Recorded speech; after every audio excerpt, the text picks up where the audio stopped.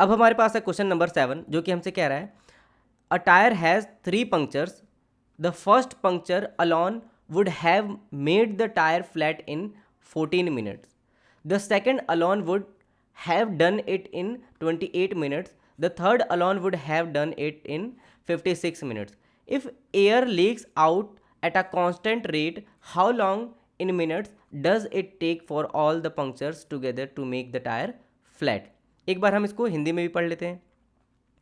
हिंदी में क्या कह रहा है, एक टायर में 3 पंक्चर हैं, पहला पंक्चर अकेले ही टायर को 14 मिनट में फ्लैट कर सकता है, दूसरा पंक्चर अकेले ही इसे 28 मिनट में फ्लैट कर सकता है और तीसरा पंक्चर अकेले ही इसे 56 मिनट में फ्लैट कर सकता है। यदि हवा नियमित दर से निकल रही है तो सभी पंक्चर को एक साथ मिलकर टायर फ्लैट करने में कितना समय लगेगा।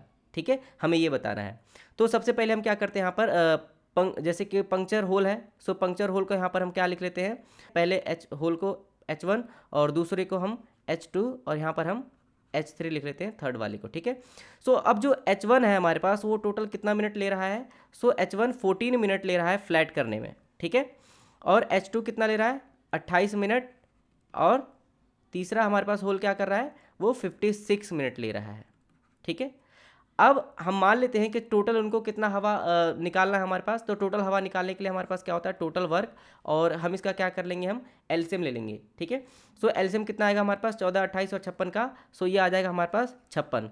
सो टोटल इनको 56 हवा निकालना है, टोटल इनको क्या करना है, 56 हवा यानी कि एयर निकालना है। ठीक है, सो H1 जो होल है यानी कि जो पहला होल है, पहला होल 14 मिनट में 56 हवा निकालता है, 14 मिनट में 56 हवा निकालता है, तो 1 मिनट में कितना निकालेगा।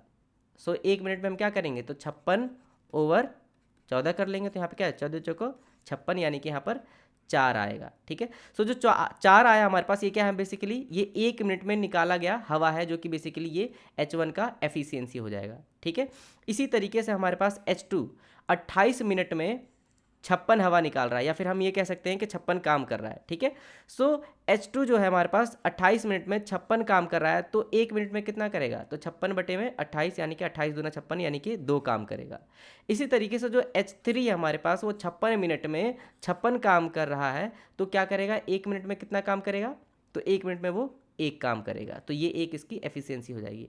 अब ये कह रहा है कि टोटल यानी कि हमारे पास H1, H2 और H3 अगर ये तीनों एक साथ मिल जाए तो टोटल इनको कितना काम करना है, सो टोटल काम तो इनको टोटल 56 ही करना है। ठीक है, अब तीनों मिल जा रहे हैं तो तीनों की एफिशिएंसी भी जुड़ जाएगी। तीनों की एफिशिएंसी कितने हो जाएगा, 4, 2, 6 और 1, 7। अगर इस तीनों साथ में मिलकर अगर काम कर रहे हैं तो टोटल हवा जो है हमारे पास 56 निकालना है, तो कितने मिनट में निकाल देंगे, तो 7 8 56 यानी कि यहाँ पर क्या हो जाएगा, 8 मिनट लगेगा। सो इसका 8 यानी कि ऑप्शन नंबर डी ऑप्शन होगा।